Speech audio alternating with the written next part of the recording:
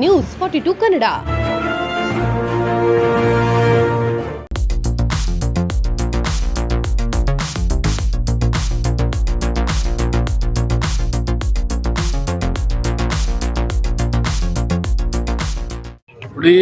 ಬಹಳ ಮುಖ್ಯವಾದಂಥ ರೋಡು, ಅನೇಕ ಹಳ್ಳಿಗಳಿಗೆ ಹೋಗುವಂಥ ಕನೆಕ್ಟಿವಿಟಿ ರೋಡ್ ಇದು. ಸುಮಾರು ಒಂದು 40 ಹಳ್ಳಿ ಮುಂದೆ ಇದೆ.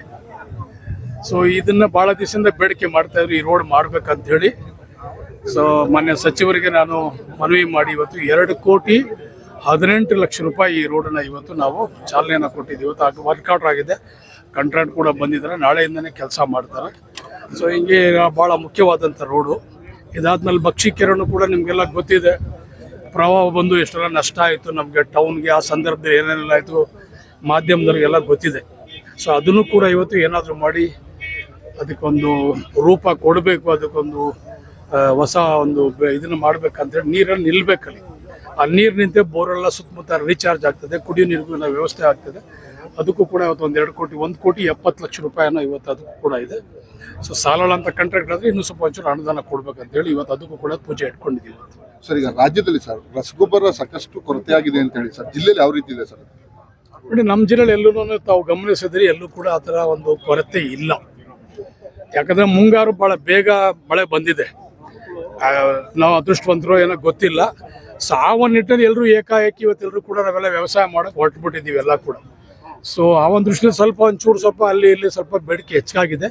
ವಿಶೇಷವಾಗಿ ನಮ್ಮ ಜಿಲ್ಲೆಯಲ್ಲಿ ಏನಂತ ಏನು ಬೇಡಿಕೆಯನ್ನು ಹೆಚ್ಚಿಗೆ ಆಗಿಲ್ಲ, ನಾವೆಲ್ಲರೂ ಕೂಡ ಕಾಣ್ತಾರೆ.